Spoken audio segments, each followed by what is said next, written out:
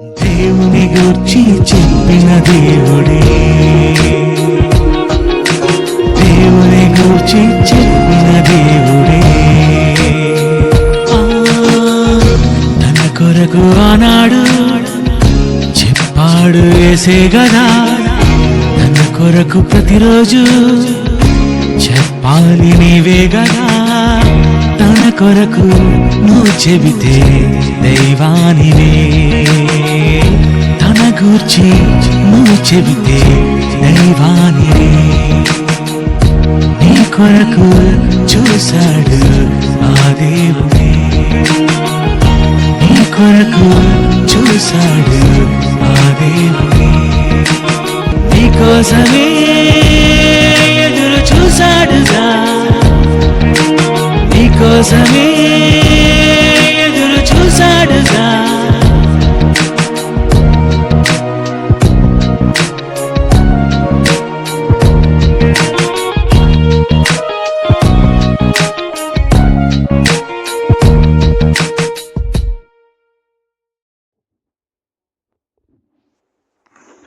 ఈ రాత్రికాల సమయంలో దేవుడి సన్నిధిలో హాజరైనటువంటి నాతోటి సహోదరులకు సోదరీమణులందరికీ నా వందనాలండి. ఈరోజు మనం యోధా రాజుల గురించి ఆలోచించేద్దామండి. యోధా రాజుల చరిత్రలో ఉజ్జియా అనేటటువంటి వ్యక్తి చరిత్ర గురించి మనం నేర్చుకుందాం. ఉజ్జియా చరిత్ర.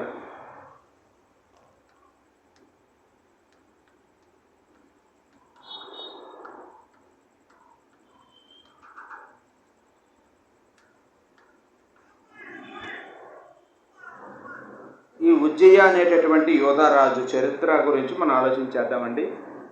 ఈ చరిత్ర బైబిల్లో ఎక్కడ రాయబడిందంటే 2వ రాజుల గ్రంథం 15వ అధ్యాయం 1 నుంచి 7 వచనాల్లో రాయబడింది. 2వ రాజుల గ్రంథం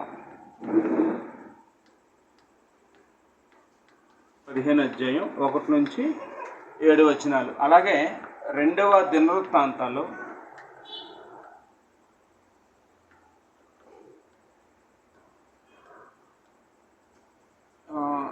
26వ అధ్యాయంలో 1 నుంచి చివరి వరకు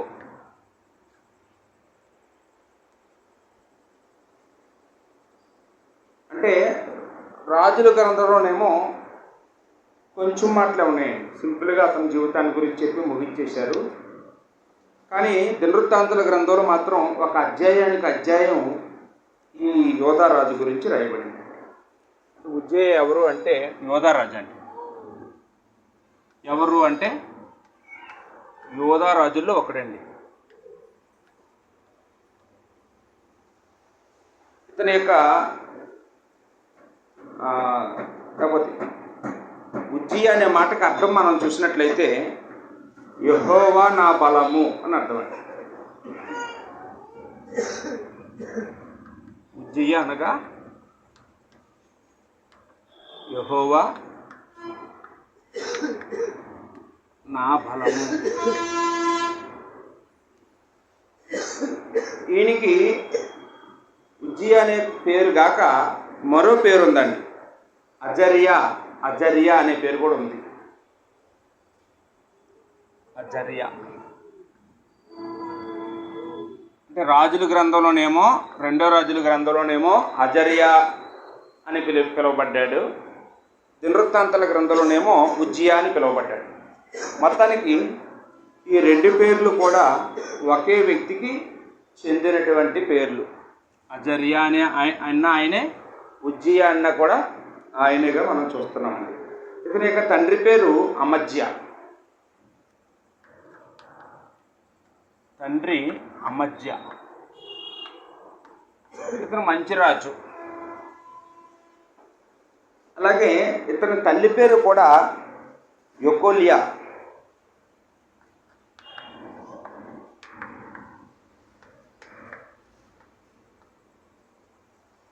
అంటే మనం 2వ రాజుల గ్రంథం 15వ అధ్యాయం 1వ వచనం నుంచి చదివితే అతని గూర్చిన బయోడేటా రాయబడింది. అలాగే దినవృత్తాంతాల గ్రంథంలో కూడా 26వ అధ్యాయము 1 నుంచి మనం చదివితే ఈ సంగతులన్నీ ఉన్నాయండి. ఈయనట అతి చిన్న వయసులోనే అంటే 16వ ఏటనే రాజయ్యాడు. అంటే ఇశ్రాయేల్ రాజులందరూ ఎలా రాజులు అవుతారంటే తండ్రి అకాలంగా చనిపోతే అతని స్థానంలో కుమారుడు ఏ వయసులో ఉంటే ఆ వయసులో రాజు అయిపోతాడండి. అంటే మన భారతదేశం చట్టం ప్రకారం 18 ఏళ్ళు నిండాలి అలాంటి ఏముండవు వాళ్ళకి. ఏ వయసులో తండ్రి చచ్చిపోతే ఆ వయసులోనే కొడుకు రాజుని చేసేస్తారండి. అలా అనమాట. ఇతను 16వ ఏట ఏలన ఆరంభించి 52 సంవత్సరాలు పరిపాలన చేశాడండి. 16వ ఏట అతను పట్టాభిషేకం పొందాడు, లేదా రాజ్యం స్వీకరించాడు. 52 సంవత్సరాలు పరిపాలన చేశాడండి. అంటే యోధా రాజుల్లో ఎక్కువ కాలం పరిపాలన చేసినటువంటి వ్యక్తిలో ఈయన రెండో వాడండి. మనిషి కూడా ఎక్కువ కాలం పరిపాలన చేశాడు. అతని తర్వాత ఈయనే ఇంతకంటే ఎక్కువ 52 సంవత్సరాలు అంటే దావీదు కంటే ఎక్కువ పరిపాలన, సౌలు కంటే ఎక్కువ పరిపాలన, సొలొమోను కంటే ఎక్కువ పరిపాలన. సొలొమోను వాళ్ళు కూడా 40 ఏళ్ళే పరిపాలన చేశారు. ఈ ఉజ్జియా మాత్రం 52 సంవత్సరాలు పరిపాలన చేసినట్టుగా మనం అక్కడ చూస్తున్నామండి. కాలాన్ని బట్టి మనం ఆలోచన చేస్తే క్రీస్తు పూర్వం 792 నుండి 740 వరకు కూడా పరిపాలన చేశాడట. 792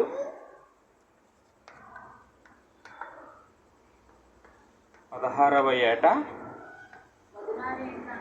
మరి 16 అంటే ఏటమ్మా? 16 అంటే 16 కదా. 16వ ఏట ఏలన ఆరంభించి 52 సంవత్సరాలు పరిపాలన చేశాడు. అంటే మొత్తం అతను ఎన్ని సంవత్సరాలు బతికాడు? 68 సంవత్సరాలు బతికుంటాడండి.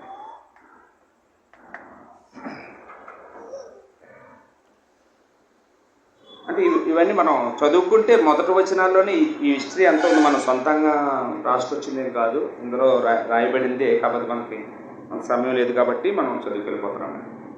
ఇప్పుడు ఏ వ్యక్తి అయినా సరే రాజు అయిన తర్వాత కొన్ని మంచి పనులు చేస్తాడండి. ఎవరైనా చేస్తారు కదండి. మొట్టమొదటి చెడ్డ పనులు చేస్తారా? మొదట చెడ్డోడు కూడా మంచి పనులు చేస్తాడండి. ఈయన మొదట మంచి పనులు చేశాడండి. ఏం చేశాడు అంటే, మొదటేమో 2వ రాజుల గ్రంథంలో 15వ అధ్యాయం 3వ వచనంలో ఒక మంచి పని గురించి రాయబడిందండి.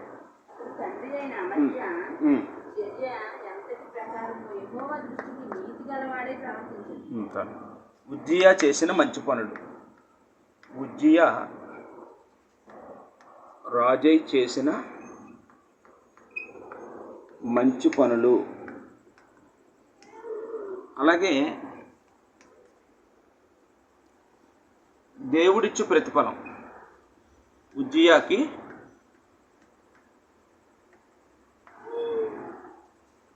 దేవుడిచ్చిన ప్రతిఫలం. అలాగే మూడవదిగా ఉజ్జియా చేసిన చెడ్డ పనులు. కొన్ని ఇది పైన రాద్దాం, కొంచెం ఎక్కువ ఉంటాయి కదా. ఇప్పుడు కూడా మంచి కొంచెమే ఉంటుంది కానీ చెడు ఎప్పుడు కూడా ఎక్కువ ఉంటుంది కదండి. పైన రాద్దాం. ఉజ్జియా చేసిన చెడ్డ పనులు.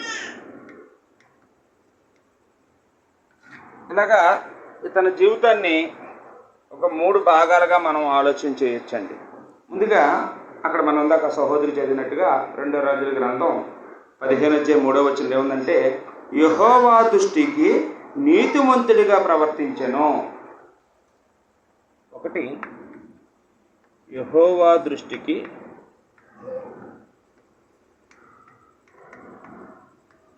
నీతిమంతుడిగా ప్రవర్తించెను.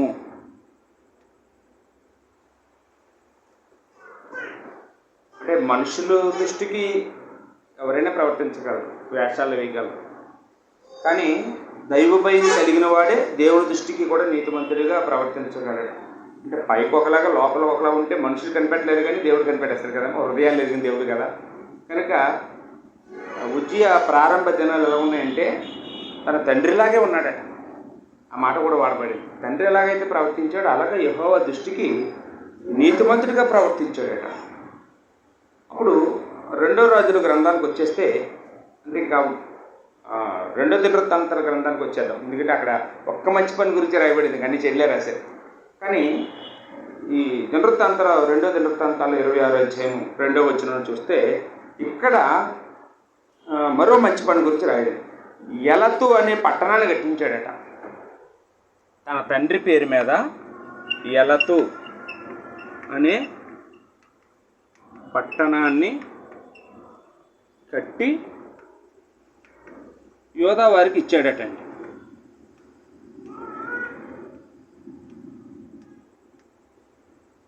ఇంకో మా నాన్నగారి జ్ఞాపకార్థం మీకు పట్టణాన్ని కట్టిస్తున్నాను, మా నాన్నగారు చనిపోయిన తదనంతరం ఆ పట్టణాన్ని మీకు ఇస్తాను అని చెప్పి తన తండ్రి పేరు మీద కట్టించి వాళ్ళకి ఇచ్చినట్టుగా ఆ విషయాలు కూడా అక్కడ రాయబడ్డాయండి.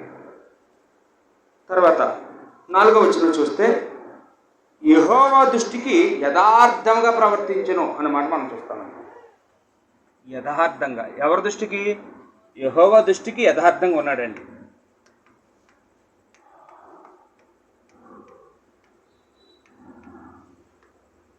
అంటే ఇందాక నీతిమంతుడు అన్నారు కదా, అది యథార్థం, రెండు ఒకటేనా? రెండు ఒకటి కాదు.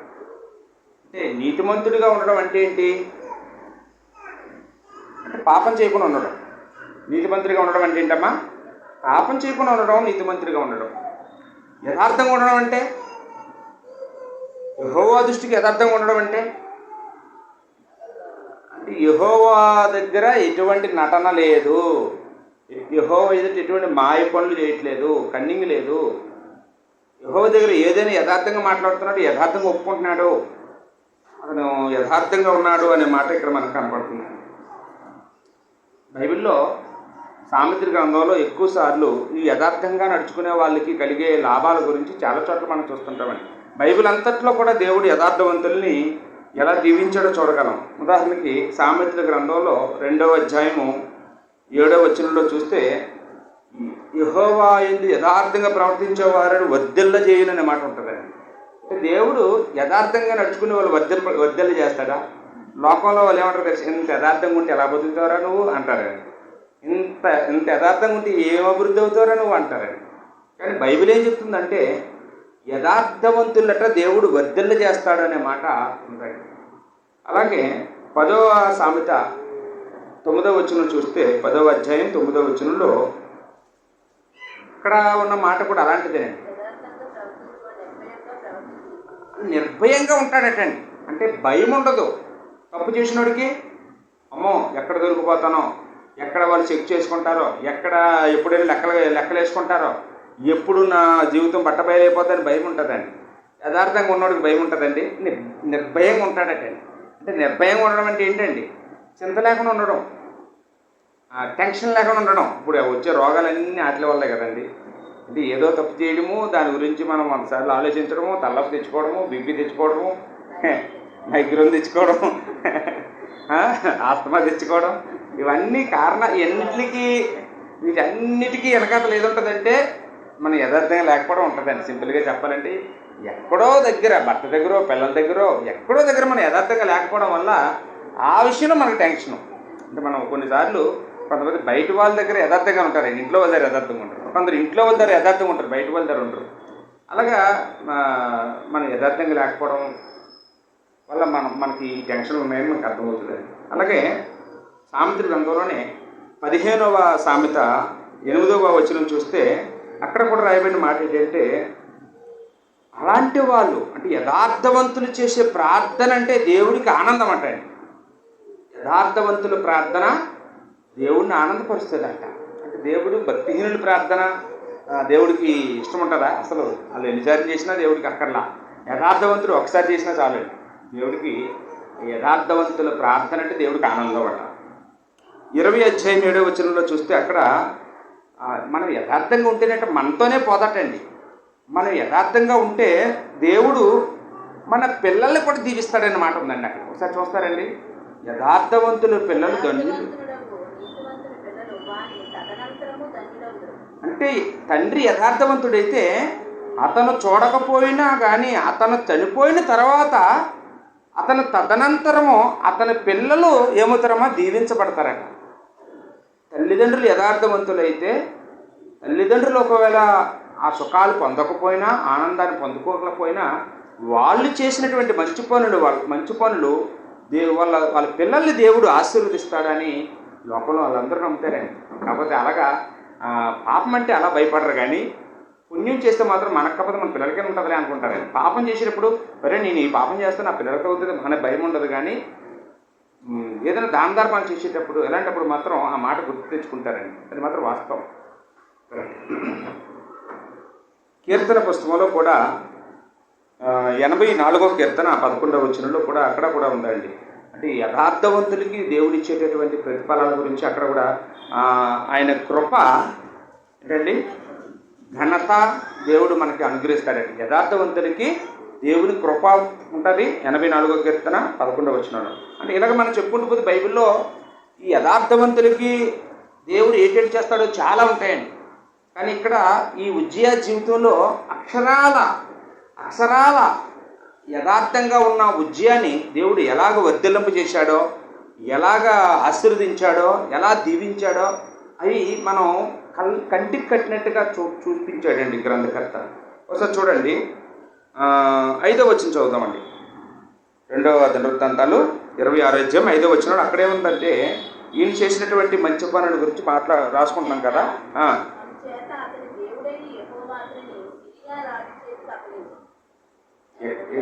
26వ అధ్యాయం 5వ వచనం.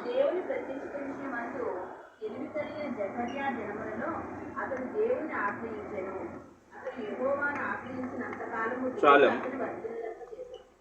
ఇతనట దేవుణ్ణి ఆశ్రయించాడట. ఎవరి కాలంలో దేవుణ్ణి ఆశ్రయించాడంటే తెలివి కలిగిన జకర్యా అనే ఒక ప్రవక్త ఉన్నాడట ఆ ఊళ్ళో. కొంతమంది చూడండి చెప్పేవాడు ఉన్నప్పుడు వినరు, ఆ చెప్పేవాడు పోయిన తర్వాత విందామన్నా చెప్పేవాడు ఉండడు. అంటే చెప్పేవాడు ఉన్నప్పుడే మనం వినాలి, నేర్చుకోవాలి ఏదైనా.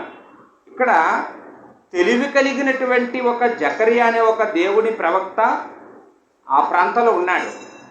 కాబట్టి ఇతను ఏం చేశాడంటే ఆ తెలివి కలిగినటువంటి వ్యక్తిని బట్టి దేవుడిని ఆశ్రయించాడట. అంటే ఏదైనా ఒక పని ప్రారంభించాలంటే ఎక్కడికి వెళ్ళిపోతాడు? ముందు ఆ జకర్యా దగ్గరికి వెళ్తాడు, దేవుడికి ప్రార్థన చేయమంటాడు. దేవుడు ప్రత్యక్షమైన తర్వాత ఏం చెప్పాడు?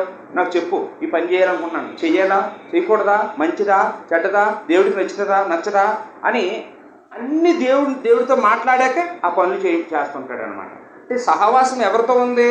మంచి వాళ్ళతో, తెలివైన వాళ్ళతో. ఎవరితోనండి? తెలివి కలిగినటువంటి జకర్యాతో అతను సహవాసం చేస్తున్నట్టుగా మనకి. అంటే ఏదో మంచి పనులు కదండి. ఇప్పుడు మన పిల్లలు ఉన్నారండి, మంచి వాళ్ళతో సహవాసం చేస్తే మంచి పనులు కదా నేర్చుకుంటారు. మంచి వాళ్ళతో సహవాసం చేస్తే మనం పంపించాలి, ఎంకరేజ్ చేసి. అక్కడ ఆయన కూడా ఎలా ఉన్నాడంటే రాజైన కొత్తలో మరి మంచి వాళ్ళతో సహవాసం చేస్తున్నాడు జకర్యాతో. అలాగే దేవుడిని ఆశ్రయిస్తున్నాడండి. ఏ పనైనా చేసే ముందు దేవుడిని ఆశ్రయిస్తున్నాడు. అందుకే 118వ కీర్తన 9-10 వచనాలు మనందరికీ తెలిసాయండి. మనుషులను నమ్ముకున్నట్టు కంటే యెహోవాను ఆశ్రయించుట మేలు. కాబట్టి ఎప్పుడు కూడా మనుషుల మీద మన విశ్వాసం ఆధారపడి ఉండకూడదు, దేవుడిని మనం ఆశ్రయించాలండి.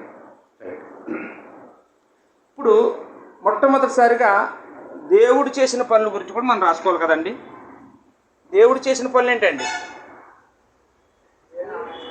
అతను ఆ దేవుడిచ్చిన ప్రతిఫలం ఏంటి అతనికి? అక్కడే 5వ వచనంలోనే దేవుడు అతనిని వర్ధిల్లింపజేసెను.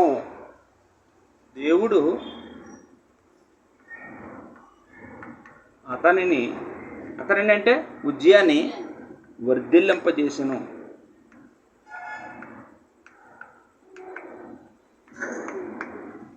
అంటే వర్ధిల్లడం అంటే ఏంటండి? వర్ధిల్లడం అంటే అభివృద్ధి అవ్వడం అండి. ఆస్తి పెరగడం, లేకపోతే గౌరవం పెరగడం, లేకపోతే పిల్లలు పుట్టడం, అది కూడా అదే కదండి. వ్యాపారం దీవించబడడం, వ్యవసాయం దీవించబడడం, ఇవన్నీ కూడా వర్ధిల్లడము అనే మాట మనం రాసుకుంటూ ఉంటామండి. ఇక్కడ ఆ మాట మనకు రాయబడింది. తర్వాత ఇంకా దేవుడు ఏం చేశాడు? 6వ వచనంలో చూస్తే అతడట ఫిలిస్తీన్లతో యుద్ధం చేశాడట. ఆ ఫిలిస్తీన్ని ఓడించేసి ఏంటండి ఫిలిస్తీన్ దేశం మీదకి వెళ్ళి వాళ్ళు ఓడించేసి ఆ భూభాగాన్ని స్వాధీనం చేసుకొని ఇది నాది అని అనిపించుకోవడానికి ఏం చేశాడు? చుట్టూ ప్రాకారాలు కట్టేశాడట. ఫిలిస్తీన్ దేశంలో ఇతను ఆక్రమించినటువంటి భూభాగాలని ఇతను స్వాధీనం చేసుకునే నిమిత్తము ప్రాకారాలు కట్టాడటండి. అంటే చూడండి, అది చిన్న పని అండి. ఒక శత్రువు దేశాలు ఓడించడమే గొప్ప అనుకుంటే అక్కడున్న భూభాగానికి కూడా ఒక సెక్యూరిటీ చేసుకొని ఇది నాదే అని చేసుకున్నాడంటే ఇది కూడా మంచి పనుల లిస్టులో మనం రాసుకోవాలండి. ఫిలిస్తీన్లు ఓడించాడండి. ఫిలిస్తీన్ అంటే శత్రువులు. ఫిలిస్తీయులను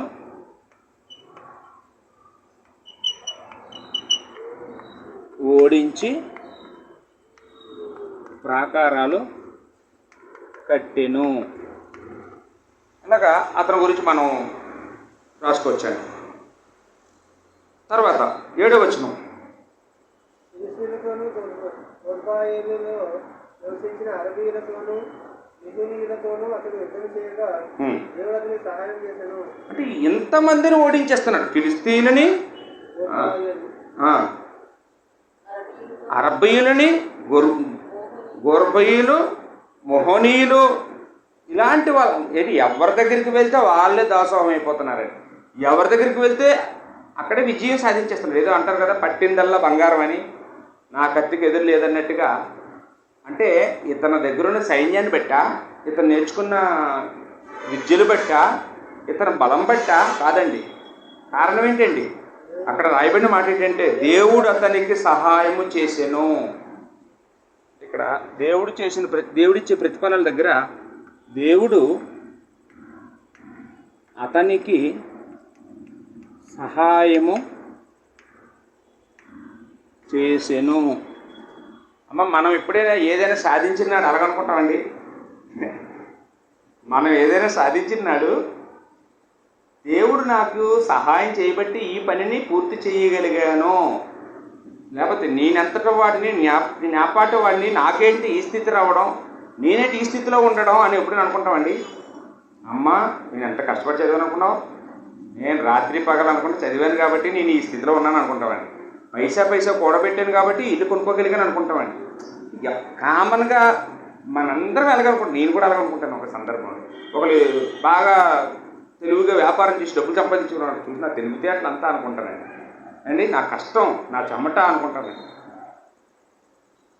దేవుడు సాయం చేయబట్టే వ్యాపారం చేయగలుగుతాం, దేవుడు సాయం చేయబట్టే ఉద్యోగం చేయగలుగుతున్నాం, దేవుడు సహాయం చేయబట్టే ఇలా బతుకుతున్నామండి. ఎప్పుడు అది మనం మర్చిపోకూడదు. ఉజ్జియా విషయంలో దేవుడు తెలియజేస్తున్నాడండి. అతను శత్రువులందరినీ ఓడించగలుగుతున్నాడంటే కారణం ఏంటి అంటే దేవుడు అతనికి సహాయం చేస్తూ ఉన్నాడు అనే మాట ఇక్కడ చూస్తున్నామండి. 8వ వచనంలో అమ్మోనీయులు ఉజ్జియాకు పన్ను కూడా కడుతున్నారు. అక్కడ చూడండి, శత్రువులు అసలు మాట్లాడరు, విరోధంతో ఉంటారు. ఎప్పుడు యుద్ధానికి వద్దామా అని, ఎప్పుడు బలహీనతలుగా కనపడతాడని ఎదురు చూస్తూ ఉంటారు శత్రువులు. కానీ అయ్యా, మా మీదకి యుద్ధానికి రాకండే, మేము మీకు ప్రతి సంవత్సరం పన్ను కట్టేస్తామండి, మీ సామంతుల కదా మేము బతుకుతాము, మీరే మాకు చక్రవర్తులు అని ఏం చేస్తున్నారటమ్మా? అమ్మోనీయులు అంటే లోతు కుమార్తె సంతానం. ఈ అమ్మోనీయులు కూడా యోధారాజుకి ఏం చేస్తున్నారండి? పన్ను కట్టేస్తున్నారట. సరెండర్ అయిపోయారండి. శత్రువులు ఎప్పుడు అదును దొరికితే పగ తెచ్చుకుందామా అని ఎదురు చూసేటటువంటి శత్రువులు లొంగిపోయి పన్ను కడుతున్నారట. తర్వాత 8వ వచనంలోనే ఉజ్జియా ఆధిక్యముగా బలాభివృద్ధి నొందెను అన్నమాట. అక్కడ అధికముగా ఉజ్జియా అంట అధికంగా బలాభివృద్ధి. అంటే ఇవన్నీ ఎవరి వల్ల అండి? దేవుడి వల్ల. పన్ను కడుతున్నారన్నా, శత్రువులు ఓడిపోతున్నారన్నా, ఇదంతా దేవుడిచ్చే ప్రతిఫలం అండి. యుద్ధంలో విజయం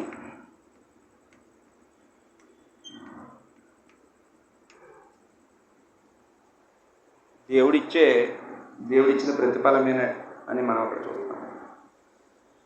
అధికంగా అభివృద్ధి చెందడం, అది ఇందాక మనం వర్ధిల్లడం రాసుకున్నాం. అధికముగా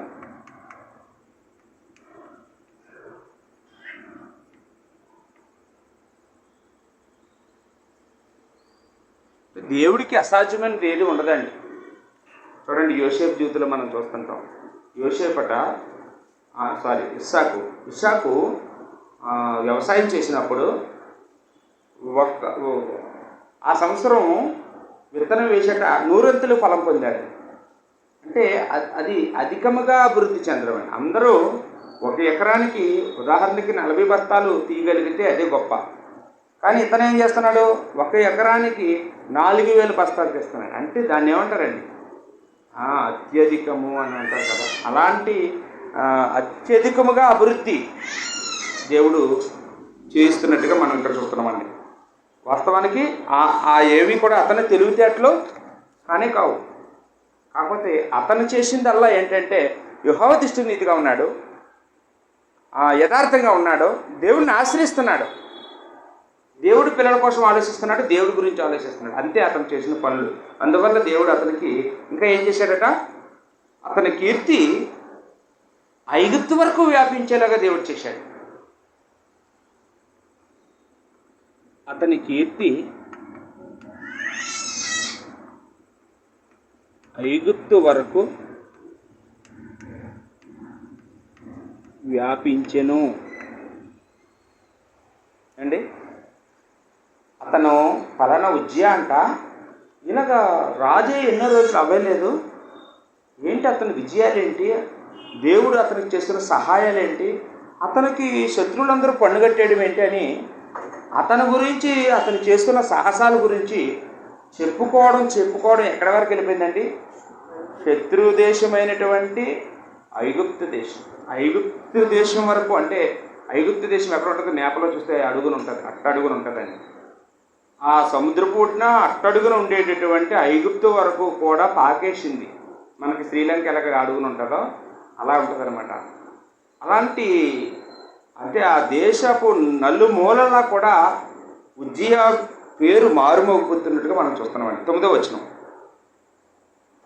ఇంకా ఇక్కడ చూస్తే ఉజ్జియట ప్రాకారముల దగ్గర మూలల దగ్గరట, అంటే ప్రాకారాలు ఉన్నాయి, ఆ ఉన్న ప్రాకారాలను ఎవరైనా గట్టిగా గుద్దితే పడిపోతాయి. కాబట్టి ఏం చేశాడట, మూలల దగ్గరల్లా మళ్ళీ ఒక స్తంభాలు వేయించాడట. 4 మూలలు ఉంటాయి, 4 మూలలు 4 స్తంభాలు వేసాడండి. ఈసారి పడిపోద్దండి, గోడ పడదండి. అంటే అలాగా ఉన్న వాటిని, తండ్రి కట్టించిన వాటిని ఇంకా పటిష్టం చేసాడండి. అంటే శత్రు భయము లేకుండా ఉండేటట్లుగా ప్రొటెక్షన్, పట్టణానికి ప్రొటెక్షన్ ఇచ్చినట్టుగా మనం చూస్తున్నాం. అవి కూడా ఇక్కడ మనం రాసుకోవచ్చండి. ప్రాకారాలు కట్టించాడు అంటే ఇక్కడ శత్రు దేశాలు ఆక్రమించుకునేవి కట్టాడు.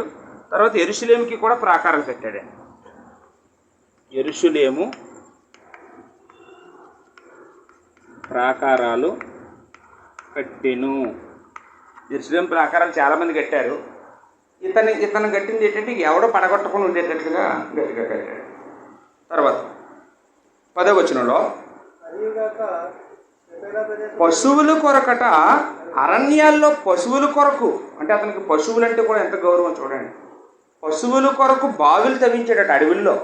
మరి వాళ్ళకి నీళ్ళు ఎలా వస్తాయని పెద్ద పెద్ద ఏర్లు, ఏంటంటే చెరువులు తవ్వించి ఆ నీళ్లు ఆ పశువులు తాగే విధంగా అతను చూడండి పశు సంపద గురించి కూడా ఆలోచించేసాడండి. చాలా ఇప్పుడు ఒక రాజకీయ నాయకుడు ఎవరైనా ఉన్నారనుకోండి, ఒక ముఖ్యమంత్రి లేకపోతే ఉన్నారనుకోండి, వాళ్ళు ఎన్ని విషయాల గురించి ఆలోచిస్తారు తెలిసండి. అంగా మనుషుల గురించి ఆలోచిస్తారా, చెట్ల గురించి ఆలోచిస్తారు ఏమండి, పశువుల గురించి ఆలోచిస్తారు, అడవిలో ఉన్న జంతువుల గురించి ఆలోచిస్తారు, ఇంకా నీటిలో ఉన్న జీవరాశుల గురించి అన్ని రకాలుగా ఆలోచిస్తారండి. అతను మంచివాడైతే ఒక చెడ్డవాడు అనుకుంటే అతని గురించి ఆలోచించుకుంటాడు, ఎవరి గురించి ఆలోచించాడు. ఇతను కూడా చూడండి అంత చక్కగా పశువుల గురించి కూడా ఆలోచించి బావులు తవ్వించాడట అరణ్యాల్లో. ఇంకా ఇతను వ్యవసాయ రంగాన్ని కూడా అభివృద్ధి చేసినట్టుగా చూస్తున్నామండి. 10వ వచనంలోనే అతడు వ్యవసాయం అంటే అపేక్ష అంట. ఆ మాట రాయబడి చూడండి. ఉజ్జియ మహారాజు అయినప్పటికీ ఏదో చిన్నప్పుడు ఒకవేళ వాళ్ళ నాన్నగారి దగ్గర లేదా వాళ్ళ తాతగారి దగ్గర ఏదో నాగలు పట్టుకొని దున్నాడేమో, వ్యవసాయం పంట కోసేటప్పుడు పక్క వెళ్ళాడేమో. మొత్తానికి వ్యవసాయం అంటే ఇష్టం అంటండి. రాజు అయిన తర్వాత ఎవడైనా వ్యవసాయం చేయాలనుకుంటాడండి. కానీ చూడండి ఇతను మహారాజు అయిన తర్వాత వ్యవసాయ రంగాన్ని అభివృద్ధి చెయ్యాలి, ద్రాక్ష తోటలో నాటించాలి, పనివారిని పెంచాలి అని ఆ రంగంలో కూడా అడుగు పెట్టాడట. అంటే అవన్నీ మీరు ప్లేస్ లేదు మనకి, రాసుకోండి, అవన్నీ కూడా రాసుకోవచ్చు. తర్వాత 14వ వచనంలో సాధారణంగా రాజులకి ఏమిటంటే తాతల్లాడు చేసిన కత్తులు ఉంటాయి. ఆ కత్తులతోనే యుద్ధాలకు వెళ్తుంటారు. కొన్నిసార్లు ఓడిపోతుంటారు, ఎందుకంటే ఆ కత్తులు ఇరిగిపోతుంటాయి, అవి వంగిపోతుంటాయి, మంచిగా ఉండవు. చూడండి, ఏదైనా ఒక క్రికెటర్కి కానీ ఒక ఎగ్జామ్ రాసే కుర్రాడికి కానీ కొత్త పెన్ను కొత్త అప్పిచ్చామనుకోండి, బాగా రాయాలనుకుంటారు. ఎందుకంటే క్రికెట్ ఆడేవాడికి అన్ని కొత్త కొనిచ్చేవాడికి కిట్టి మొత్తం అది ఉజ్జీవంగా. ఈయన కూడా సైనికులకి ఆయుధాలన్నీ కొత్తవి తయారు చేయించాడండి. పాత ఆయుధాలన్నీ పక్కన పడేయండి, కొత్తవి సరికొత్తవి తయారు చేసుకోండి అని సైనికులకి కొత్త ఆయుధాలు తన దగ్గరే తయారయ్యేటట్లుగా 14వ వచనంలో ఆ మాట మనం చూస్తామండి.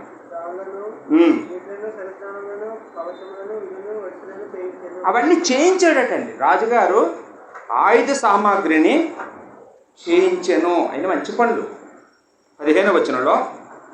ఇంకా ఇప్పుడు చూడండి, మనం కొన్ని సినిమాల్లో అక్కడ చూపిస్తుంటారు ఏంటంటే పెద్ద పెద్ద రాళ్ళని అవతల గోడ మీద నుంచి యువతల విసిరేసేటటువంటి యంత్రాలు ఏంటి, అవన్నీ నిజాలేనండి.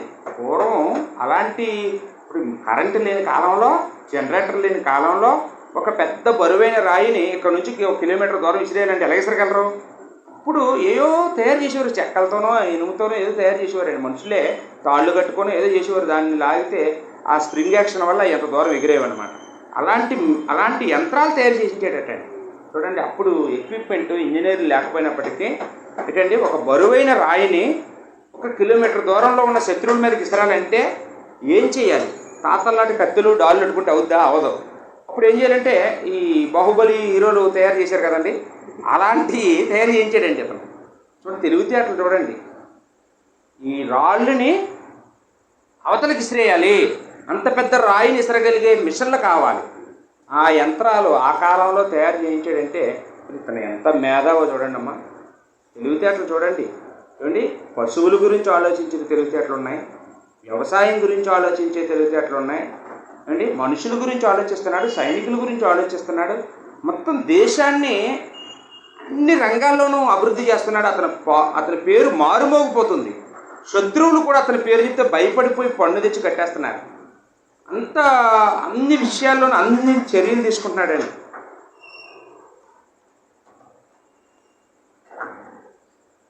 అయితే అక్కడ ఒక మాట ఉందండి, దేవుడిచ్చిన ప్రతిఫలం ఏంటంటే అతడు స్థిరపడు వరకు అతనికి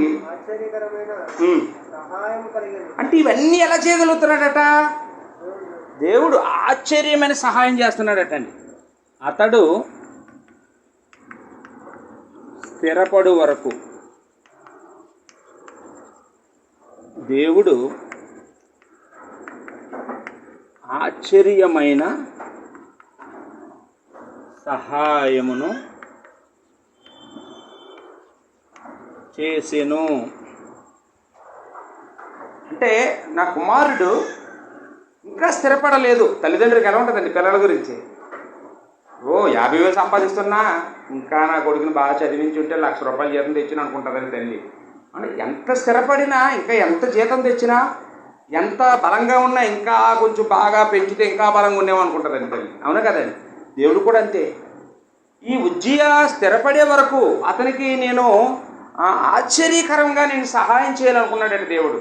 అతను ఏది అడుగుతున్నాడో, అతనికి ఏ నిర్ణయాలు తీసుకుంటున్నాడో, అతనికి ఏది మంచిదో అన్నీ ఇచ్చాడు దేవుడు. ఇందులో ఏమైనా చెడ్డ అని ఇచ్చాడంటే దేవుడు అన్ని మంచి ఇచ్చాడు. ఆయన కూడా వాటిని మంచిగా ఉపయోగించుకున్నాడు. దేవుడిచ్చిన తెలివితేటల్ని, దేవుడిచ్చిన జ్ఞానాన్ని, దేవుడిచ్చిన ధనాన్ని మంచి పనులకు వాడుతూ మంచి పేరు తెచ్చుకుంటూ ఇంతవరకు అతని జీవితం ఒక భాగంగా మనం చూసామండి. ఇప్పుడు సడన్గా అతని జీవితము చేంజ్ అయిందండి. 4వ వచనంలో రెండవ రాజుల గ్రంథం 15వ వచనంలో ఇక్కడ ఉజ్జియా చేసిన చెడ్డ పనుల్లో ఒక పని గురించి మనం చూస్తామండి.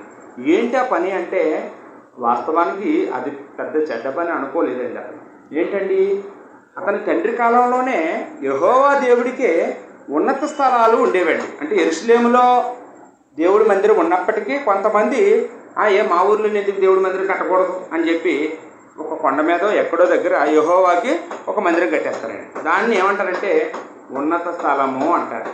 యెరొబెయాము కట్టాడు కదా, దానిలో ఒకటి, బేతేల్లోనో ఒకటి, అలా దూడబొమ్మలు చేశాడు ఇతను. అక్కడ దూడబొమ్మలు ఉండవు, కానీ వాళ్ళు ఏం చేస్తారంటే ఇది యెహోవాదే అంటారు. దేవుడు అంగీకరించడు, అందుకని అది దేవుడి మందిరం అనరు, దాన్ని ఏమంటారంటే ఉన్నత స్థలం అంటారండి. అయితే భక్తిపరులు అలాంటి వాటిని చెదగొట్టించేస్తారండి రాజులైనప్పుడు. భక్తిపరుడు రాజు అయితే ఆ ఉన్నత స్థలాలన్నీ చెదగొట్టి అందరూ యెరూషలేము వెళ్ళండి అని చెప్తాడు. మరి ఇతను ఎందుకో తెలియదు కానీ ఆ ఉన్నత స్థలాల జోలికి వెళ్ళడం మానేశాడట. కాబట్టి రాజు ఎప్పుడైతే ఆ ఉన్నత స్థలాలు పట్టించుకోవడం మానేశాడో ప్రజలందరూ వెళ్ళి అక్కడికే వెళ్ళి దూపాలు వేస్తున్నారండి, అక్కడికే వెళ్ళి ప్రార్థన చేసుకుంటున్నారు. అది అతను చేసినటువంటి ఒక తప్పుగా అక్కడ మనం చూస్తామండి. మరలా రెండో దినవృత్తాంతాలకు వచ్చేస్తే ఉన్నత స్థలాలు కొట్టివేయలేదు. ఈ చెడ్డ పని అండి, కొట్టివేయాలి. ఇప్పుడు మనం దేవుణ్ణి నమ్ముకుంటామండి. దేవుణ్ణి నమ్ముకున్న తర్వాత మన ఇంట్లో ఇంకా విగ్రహాలు ఉండొచ్చమ్మా, విగ్రహాలు కొట్టేయాలి, వాటిని కారేయాలి బయట. మనకి దేవుడికి అసహ్యమైనవి మన ఇంట్లో ఉండకూడదు, వాటిని తొలగించుకోవాలి. అది ఏం చేయలేదటండి. అతను భక్తిగా బతికాడు, కానీ అతని దేశంలో ఉండేటటువంటి విగ్రహాలని తీయలేదు. తప్పే ఉందిలే, అది కూడా రైటే కదా అనుకున్నాడేమో మరి, ఏదో మూలని. రెండో దినవృత్తాంతాలకు వచ్చేస్తే 26:16 అతడు స్థిరపడిన తరువాత మనసున గర్వించి చెడిపోయెను. ఏంటమ్మా, తను చేసిన పని ఏంటంటే గర్వం వచ్చిందటండి. అంటే తను గనుడైన తర్వాత గర్వించాడట. స్థిరపడక ముందెలా ఉన్నాడు? వినయంగా ఉన్నాడు, విధేయుడిగా ఉన్నాడు, మంచివాడిగా ఉన్నాడు, ఏమండి తగ్గించుకుని ఉన్నాడు. ఎప్పుడైతే స్థిరపడిపోయాడో, స్థిరపడిపోవడం అంటే ఏంటండి? 4 ఏళ్ళ నోట్లోకి వెళ్ళడం. స్థిరపడడం అంటే ఏంటండి? ఒకటి కప్పిచ్చే స్థితిలో ఉండడం. స్థిరపడడం అంటే అతనికి ఎటువంటి సమస్యలు లేవు, నిశ్చింతగా ఉన్నాడండి, ఆనందంగా ఉన్నాడండి. నేను ఆనందంగా ఉండడం కూడా ప్రమాదం అంటారా? ఎప్పుడు ఏదో సమస్య ఉంటే మంచిది అంటారా? సమస్య ఉన్న నాళ్ళు ఎప్పుడు దేవుడి మీద ఆధారపడుతూ ఉంటాడు. దేవుడు చెప్పినట్టుగా భయము వణుకు కలిగి ఒక కంటి కన్నీరు కారుస్తూ ఉంటాడండి. ఎప్పుడైతే ఏ సమస్య లేదో, ఏ చింత లేదో, మనిషికి ఏమవుతుందండి? మదిస్తాడండి, గర్విస్తాడండి. ఇప్పుడు కొత్త కొత్త ఆలోచనలు వస్తుంటాయి, చెడిపోవాలనుకుంటుంటాడు. అన్నిటికీ మనిషి చెడిపోవడానికి మొదటి మెట్టు ఏంటంటే గర్వం. అందుకనే సామెతల గ్రంథంలో మాట ఉంటుంది, 16వ అధ్యాయము 18 మనందరికీ తెలిసింది. నాశనమునకు ముందు గర్వం నడుస్తుంది. అంటే గర్వం నడిచిందంటే వెనకాతల నాశనము నడుస్తుంది అని. మనం కూడా చూడండి, కొంతమందికి స్థిరపడిన తర్వాత మాటలు మారిపోతాయి కదండి, మాటల్లో తేడాలు వస్తాయి, బట్టల్లో తేడాలు వస్తాయి, చూపులో తేడా వస్తుంది, చాలా వాటిలో తేడా వస్తుంది. అంటే వాళ్ళు ఏమో ఒకప్పుడు అలా ఫ్రీగా ఉండేవారు, ఇప్పుడేమో అలా మాట్లాడుతున్నారు, ఇప్పుడేమో అలా ఇచ్చించుకుంటున్నారు, ఇప్పుడే డిగ్నిటీలు మెయింటైన్ చేస్తున్నారంటే వాళ్ళు స్థిరపడ్డారు. ఏమండి, కొద్దిమంది మాత్రమే సామాన్యంగా ఉంటారండి. వాళ్ళు ఉన్న స్థితిని బట్టి కాకుండా వాళ్ళ వ్యక్తిత్వం బట్టి బ్రతుకుతారండి. కొంతమంది మాత్రం కేవలం వాళ్ళ యొక్క స్థితిని బట్టే కొనసాగుతుంటారు. ఏమి లేకపోతే రోడ్డు మీద కూర్చునిపోతారు, ఏమైనా ఉంటే 5 స్టార్ హోటల్లో తింటారు. అంటే కారణం ఏంటండి? వాళ్ళకి వ్యక్తిత్వం లేనివాళ్ళండి.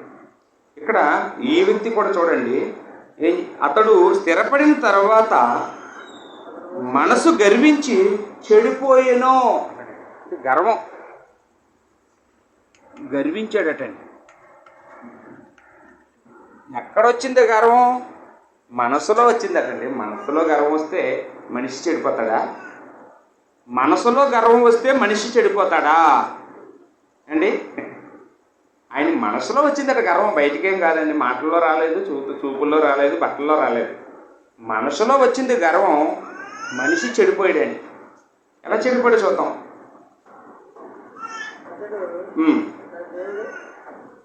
16వ వచనంలోనే అతనిలో ఉన్న గర్వం అతన్ని ఎక్కడికి తీసుకెళ్ళిందండి? నేను మామూలుగా మనుషులతో కాదు నా గర్వాన్ని చూపించుకుని, దేవుడితోనే నా గర్వాన్ని చూపించుకుంటాను అనుకున్నాడండి. వెళ్ళి దేవుడి మందిరంలో అడిగెట్టాడంటే. అసలు దేవుడి మందిరంలో లేవి గోత్రీకులు తప్ప ఎవరైనా అడిగెట్టచ్చమ్మా? దేవుడి మందిరం అంటే 3 భాగాలు ఉంటుంది. మీ అందరికీ చాలాసార్లు మేము చెప్తూ ఉంటాము. ఇది సాక్ష్యపు గుడారము లేదా దేవుడి మందిరం అంటారండి. ఈ సాక్ష్యపు గుడారం 3 భాగాలుగా ఉంటుంది. చుట్టూ గుడ్డే ఉంటుంది. సొలొమోను కాలంలో మాత్రం మందిరం కట్టారు, అప్పటి వరకు గుడ్డే ఉంటుంది. ఇది అతి పరిశుద్ధ స్థలం. ఇది అతి పరిశుద్ధ స్థలం అండి. ఇది పరిశుద్ధ స్థలం. ఇది ఆవరణం. ఈ ఆవరణలోకి ఎవరైనా వెళ్ళొచ్చండి. ఏ గోత్రం వాడైనా వెళ్ళొచ్చు. ఇశ్రాయేలుడైతే చాలు, అన్యుడు వెళ్ళకూడదు. కానీ 12 గోత్రాల్లో ఎవరైనా ఇక్కడికి రావచ్చు. కానీ ఇక్కడి నుంచి ఇక్కడికి ఒక అడ్డుతెర ఉంటుంది. ఇందులోకి మాత్రం యాజకులే వెళ్ళాలండి. యాజకులు అంటే ఒకరో ఇద్దరు ఉండరు, 50 మందో 60 మందో అంతమంది పట్టే అంత ఉంటుందండి అది పరిశుద్ధ స్థలం. అందులో ఏముంటాయి, అక్కడ ధూపవేదిక ఉంటుందండి, ఇక్కడ గంగాళం ఉంటుందండి, అంటే సముఖపు రొట్టెల బల్ల ఉంటుంది, దేవుడు దీపవృక్షం ఉంటుంది, అంటే చుట్టూ జ్యోతులు వెలిగేది ఉంటుంది కదండి. అంటే ఈ 3 వస్తువులు ఉంటాయి. గంగాళం అంటే అడిగేది ఉంటుంది, తర్వాత ఏమో దీపవేదిక ఉంటుంది, తర్వాత సముఖపు రొట్టెల బల్ల ఉంటుంది, ధూపం వేసేటటువంటి అది కూడా ఉంటుంది. దీపం వేరు, ధూపం వేరు. అంటే ఇక్కడ వేసేటటువంటి ధూపం ఇక్కడ వరకు వస్తుందండి, అతి పరిశుద్ధ స్థలంలో కూడా వెళ్తుంది, ఈ డేరాలో కూడా అవతల కూడా వెళ్తుందండి. అప్పుడు సంవత్సరానికి ఒకసారి మాత్రం ప్రధాన యాజకుడు ఒక్కడే ఇందులోకి వెళ్తాడండి, అతి పరిశుద్ధ స్థలంలోకి. ఇక్కడ మందసం పెట్టి ఉంటుంది. ఈ మందసం పెట్టిలో 10 ఆజ్ఞలు కలిగిన 2 రాతి పలకలు, మన్నా పాత్ర, అహరోను పట్టుకొని తిరిగిన చేతికర్ర, ఈ 3 ఐటమ్స్ ఈ పెట్టిలో ఉంటాయి. ఆ పెట్టి మీద ఒక కరుణా పాత్ర ఉంటుంది, ఒక కడాయి లాంటిది. దానికి ఎదురుగా 2 రెక్కలతో ఉన్న బంగారపు కెరూబులు బొమ్మలు ఉంటాయి, దేవదూతల బొమ్మలు ఉంటాయి. ఆ 2 కూడా పాత్ర వైపు తొంగు చూసినట్టుగా ఉంటాయి. ఇప్పుడు ఈ ప్రధాన యాజకుడు ఏం చేస్తాడంటే నడాన్ని తాడు కట్టుకొని సంవత్సరానికి ఒకసారి రక్తాన్ని ఓ పాత్రతో పట్టుకొని ప్రార్థన చేసుకుంటూ వెళ్తాడు లోపలికి. ఒకవేళ అతను కానీ ఏదైనా పాపం చేసి కనుక అందులో అడుగు పెడితే వెంటనే చచ్చిపోతాడండి. ఒకవేళ అతను నీతిగా బతుకుతూ వెళ్ళాడు అనుకోండి, అప్పుడు అతని ప్రార్థన బట్టి ఎవరెవరి నిమిత్తం బలులు అర్పించి రక్తం పట్టుకెళ్తున్నాడో వాళ్ళ పాపాలు ఆ ప్రధాన యాజకుడు చేసినవి అన్ని మన్నించుతూ దేవుడు ఆ రక్తాన్ని అందులో ఆ కళాయిలో పోసేటప్పటికీ వాళ్ళ పాపాలు ప్రాయచిత్తం అయ్యాయని నమ్ముతారండి. అతను క్షేమంగా బయటకు వచ్చాడంటే చూడండి, అతను సంవత్సరం ఒక డెత్ చూసి వచ్చినట్టే. ఏమండి, లోపలికి వెళ్ళి వచ్చాడు, వస్తాడో రాడో తెలియదు, చచ్చిపోయాడు అనుకోండి, అంటే అతను నడానికి ఒక తాడు కట్టి ఒక గంట కూడా ఎలగడతారన్నమాట. అతను నడుస్తున్నాడంటే గంట టంగ్ టంగ్ అని మోగుతుందండి. ఇప్పుడు కూడా ఆర్సీఎం ఫాదర్ గారు కట్టుకుంటారు గంట, వీళ్ళెందుకు కట్టుకుంటారో తెలియదు, మరి వీళ్ళెందుకు తాడు కట్టుకుంటారో తెలియదు. ఆయన కట్టుకున్నాడంటే లోపలికి వెళ్ళాడు, రాడు, చచ్చిపోయాడు, బాడీ తీయడానికి ఎవరు వెళ్ళకూడదు, ఎవరు వెళ్తే వాళ్ళు చచ్చిపోతారు. కాబట్టి తాడు బయట వరకు ఉంటుంది కాబట్టి ఆ తాడు పెట్టుకొని లాగేస్తారండి సింపుల్గా చచ్చిన వాడిని. అది ఆ కాలంలో అలాంటి దేవుడు ఆ విధానం చెప్పాడండి. లేవి కాండంలో ఆ విషయాలన్నీ ఉంటాయండి. లేకపోతే నిర్గమకాండం 30 అధ్యాయం 8వ వచనం చూడండి. నిర్గమకాండం 30 అధ్యాయం 8వ వచనంలో రాసుకోండి. అంటే ఎవరు దేవాలయంలో పనిచేయాలి, ఎవరు పనిచేయకూడదు, ఎవరు ప్రవేశించాలి, ఎవరు ప్రవేశించకూడదు అనే విషయాలు అక్కడ చెప్పాడండి. లేవీయులు మాత్రమే అనే విషయం అక్కడ సూటిగా రాయబడింది. నిర్గమకాండం 30 అధ్యాయం 8వ వచనండి. అయితే లోపలికి వెళ్ళగానే లోపల యాజకులు ఉన్నారు, యాజకులైతే ఉన్నారు, కానీ ఇతను సీనియర్ మోస్ట్ రాజుగారు, 52 సంవత్సరాలు పరిపాలన చేసినటువంటి వ్యక్తి, ఎన్నో మంచి పనులు చేసినవాడు. ఏమండి, ఎన్నో మంచి పనులు చేసిన వాడిని ఎదిరించాలంటే కొంచెం కష్టం కదా. అప్పుడు యాజకులకి కూడా ఏది ఇల్లుడే ఇచ్చే ఉంటాడు. ఇప్పుడు చూడండి, మన జగన్ గారు ఏమైనా అందరికీ సాయం చేస్తున్నాడు, సాయం పొందిన వాళ్ళు అతను ఏమైనా ఎదిరించగలరండి? ఎదిరించలేరు, ఎందుకంటే సాయం పొందాం కదా అన్నట్టు ఉంటుంది. ఇక్కడ కూడా మరి యాజకులకి కూడా హెల్ప్ చేసి ఉంటాడు అతను, కానీ అన్నీ రాయకపోవచ్చు. కానీ వాళ్ళు చూడండి, వాళ్ళట దైవభయం కలిగిన యాజకులండి, ధైర్యవంతులట. ఆ మాట రాయబడి చూశారు అక్కడ, ధైర్యవంతులని యాజకులు అనే మాట 17వ వచనంలో రాయబడిందండి. 2 దినవృత్తాంతాలు 26వ అధ్యాయం 17వ వచనంలో ధైర్యవంతులు అన్నాడు. అంటే ఎప్పుడు సంఘంలో కూడా అలాంటి వాళ్ళు కావాలండి. అలాంటి వాళ్ళు ఉంటే సంఘం పాడవదు. అంటే ధైర్యవంతులు కావాలి.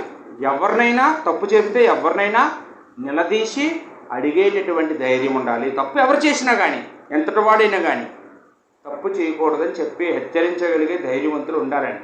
ఆ యాజకులు సుమారు 50 మంది ఉన్నారండి అక్కడ అండి. 80 మంది అండి, 80 మంది ఉన్నారటండి. అంతమంది ఆ వారు రాజైన ఉజ్జియాను ఎదిరించి వాళ్ళందరూ ఏం చేశారట, ధైర్యవంతులు అందరూ వచ్చి రాజుగారు యెహోవాకు ధూపం వేయడం చూడండి, నేనేమో రాజుగారు అంటే ఆయన ఉజ్జా అంటున్నాడు, అంటే అలాగే మాట్లాడారండి. రాజుగారు అని పిల్లలేదు, నేను అలా చెప్దాం అనుకుంటున్నాను. రాజుగారు సారీ అండి అని అలాగే అనలేదు అని చెప్దాం అనుకున్నాను. ఆయన రాజుగారు ఉజ్జా అన్నారు. ఏమండి కోపం అనమాట. ఇంక రాజుగారే లేవండి. ఇంకా తప్పు చేసిన తర్వాత రాజుగారు ఏంటి ఏమన్నారండి, పేరు పెట్టి పిలిచారండి. గౌరవం పోయిందండి. ఉజ్జా అని పిలిచారండి. యెహోవాకు ధూపం వేయుటకు ప్రతిష్ఠింపబడిన అహరోను సంతతి వారైన యాజకుల పనియే గాని నీ పని కాదు. అది మా పని అలా కూడా లేదు. యాజకుల పని, అది మీ పని కాదు.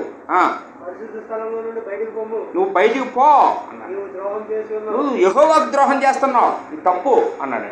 దేవుడైన యెహోవా సన్నిధిని నీకు ఘనత కలుగు చేయదని చెప్పగా ఉజ్జియా ధూపం వేయుటకు ధూపార్తిని చేత పట్టుకొని రౌద్రుడై యాజకుల మీద కోపం చూపెట్టాడు. చూడండి, ఇతను ఏం చేశాడు, కనీసం నాకు చెప్పిన తెలియదండి. రాజుగారికి తెలియదా ధర్మశాస్త్రం? తెలుసు. లోపలికి వెళ్ళకూడదని తెలుసు. కానీ గర్వం ఏం చేసిందంటే, నన్ను ఎదిరించేవాడు ఎవడో, నాకు అధికారం లేదా, నాకు ఏదైనా అధికారం ఉంది, నేను ఎక్కడికైనా వెళ్ళిపోతాను, నేను ఏదైనా చేసిస్తాను, నన్ను ఎదిరించి మాట్లాడే హక్కు ఎవరికి భూమి మీద లేదనుకున్నాడండి.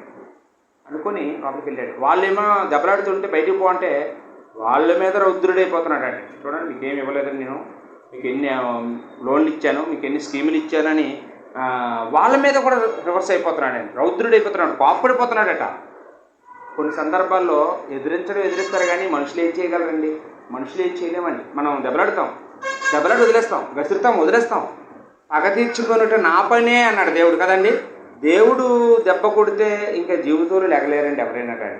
ఒకవేళ మనుషులు అయిన మనం చెప్తాము, వాళ్ళు ఇంటి వింటారు, లేకపోతే పోతారు, వాళ్ళ కర్మ.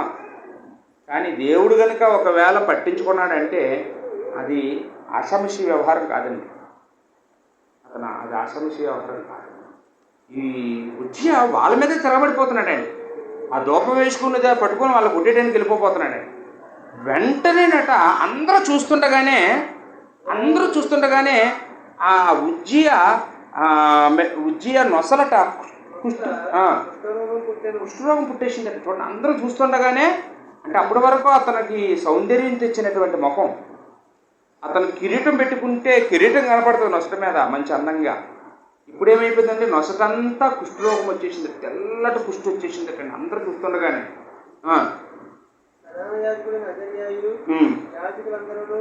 అతని వైపు చూడగా అతని నొసట కుష్ఠం గలవాడే ఉండెను.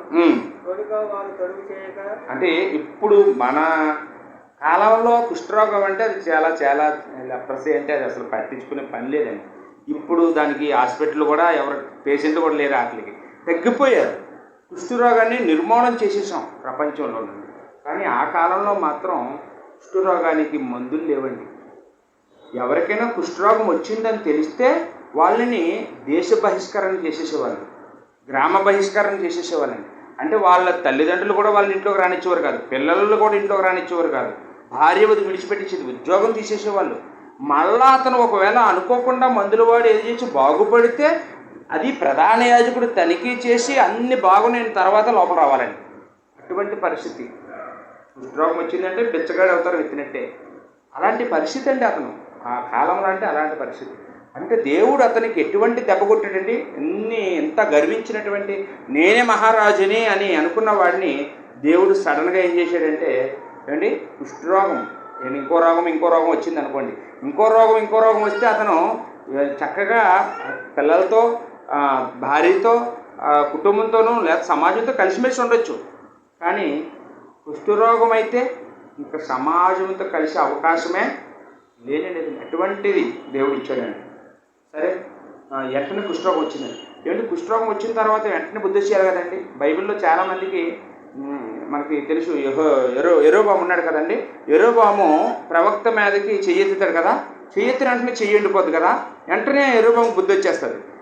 దేవుడికి ప్రార్థన చేయి బాబు, నా చెయ్యి బాబు అంటాడండి. మళ్ళీ ప్రవక్త ప్రార్థన చేస్తే చెయ్యి బాగు అయిపోతాడు. అంటే కొంతమందికి రోగం రాగానే బుద్ధి వచ్చేద్దండి, వ్యాధి రాగానే వెంటనే దేవుడి మీద కాలు మీద పడిపోతారండి, సాష్టాంగ పడిపోతారండి. తప్పు చేసేసాను, క్షమించేయండి అని ఇంకా దేవుడు క్షమించే వరకు వదలరండి. అప్పుడు ఆ వ్యక్తికి తప్పు, ఆ వ్యక్తికి ఆ శిక్ష వేయడం కూడా మేలే జరుగుతుందండి. అందుకని వ్యాధి చేత మంచం ఎక్కువవాడు శిక్షణ పొందుచున్నాడు అని మాట యోబు గ్రంథంలో మనం చూస్తాం. వ్యాధి చేత మంచం ఎక్కువవాడు శిక్షణ పొందుచున్నాడని యోబు గ్రంథంలో ఉన్నారు. అంటే ఇక్కడ మనకి ఏదైనా సమస్య వచ్చి అనారోగ్యం వచ్చింది కూడా మన మీద కోసమే, మనల్ని మనం స్వపరీక్ష చేసుకోవడానికి. ఏం పాపం చేశానో నాకు ఈ శిక్ష వచ్చింది, ఏ అన్యాయం చేశానో అని మనకు మనం ఆలోచన చేసుకోవడానికి ఒక అవకాశం అనేది మనకు అనారోగ్యాలు కూడా. బైబిల్లో ఆశ అనేటటువంటి ఒక రాజు ఉన్నాడు. మనందరికీ తెలుసు. ఆశ గురించి కూడా మీ అందరికీ తెలిసే ఉంటుందండి. 2వ దినవృత్తాంతాల గ్రంథంలో 16వ అధ్యాయం 12వ వచనంలో ఈ రాజుగారికి కనపడతారండి. ఈ ఆశ అనే రాజుకి పాదంలో జబ్బు అంటండి. దేవుడు ఎక్కడ జబ్బు రప్పించాడండి? పాదములో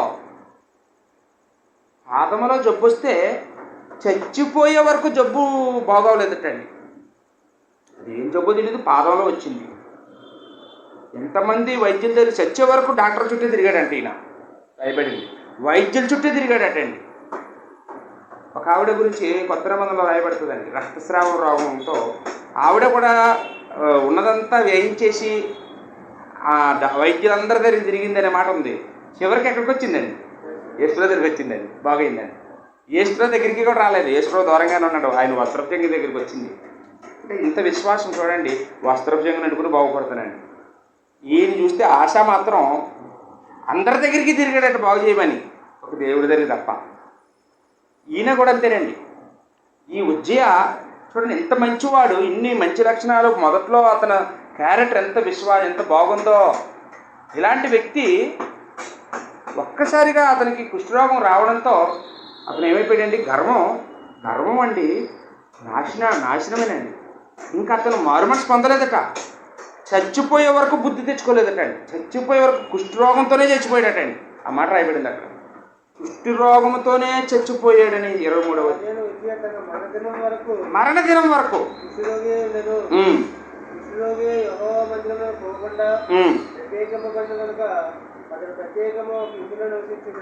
లేవికాండంలో 13వ అధ్యాయము 44వ వచనం. లేవికాండం 13:44లో ఈ కుష్ఠరోగుల గురించిన విధి గురించి రాయబడిందండి. కుష్ఠరోగుల గురించి వాళ్ళతో ఎలా ప్రవర్తించాలి, వాళ్ళని ఎక్కడ ఉంచాలి, వాళ్ళని ఎలా చూడాలి అని ఆ విషయాలన్నీ కూడా కుష్ఠరోగాన్ని గురించిన విధి అక్కడ రాయబడిందండి.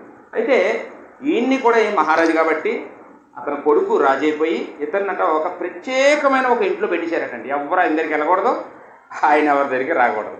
ఒకవేళ తలుపులు తీసేవాళ్ళైతే మళ్ళీ పిచ్చి ముదురు దేవాలయంలోకి వస్తాడేమోనని ఎప్పటికీ కూడా బయటికి రాకుండా చచ్చే వరకు అందులో పడి చచ్చేలాగా అతనికి అటువంటి ఇల్లు ఏదో కట్టారటండి ఊరి చివరన. అలాంటి పరిస్థితి కుక్క చావు అంటారు కదండి, అలాంటి దిక్కుమాలని చావు తెచ్చాడండి ఉజ్జియ. ఎంత గొప్పవాడో ఏమండి. అతని మంచి పనులు చూస్తే, అతని తెలివితేటలు చూస్తే అతనికి ముందున్న రాజులు కానీ అతని తర్వాత వచ్చిన రాజులు కానీ ఎవరు కూడా ఇలా వ్యవసాయం మీద దృష్టి పెట్టడం కానీ, పశువుల మీద దృష్టి పెట్టడం కానీ, ఏమండి సైనికులు ఆయుధాలు తయారు చేసే యంత్రాల మీద దృష్టి పెట్టడం కానీ చూస్తుంటే అసలు ఇటువంటి లక్షణాలు ఎవరికి లేవండి. ఎంత నైపుణ్యమో, ఎంత చక్కని జ్ఞానమో, ఎంత చదువు ఉందో అతనికి, ఎంత సంస్కారం ఉందో. కానీ చూడండి అన్నిటినీ జయించాడు. శత్రువుల్ని చుట్టుపక్కల ఉన్న దేశాలన్నీ జయించేశాడండి. కానీ తనలో ఉన్న గర్వం దగ్గర ఓడిపోయాడండి. తనలో ఉన్న గర్వాన్ని జయించలేకపోయాడండి. ఏమండి అందరినీ జయించేశాడు, గర్వం చేతిలో ఓడిపోయాడండి. వ్యవసాయం రంగంలో అభివృద్ధి అయిపోయాడు. ఏ విత్తనాలు వేస్తే ఏ పంట వస్తుందో తెలిసి అతనికి. కానీ అతనిలో ఉన్న గర్వం అనే విత్తనం వేసిస్తే నాశనం అనే పంట వస్తుందని తెలుసుకోలేకపోయాడు.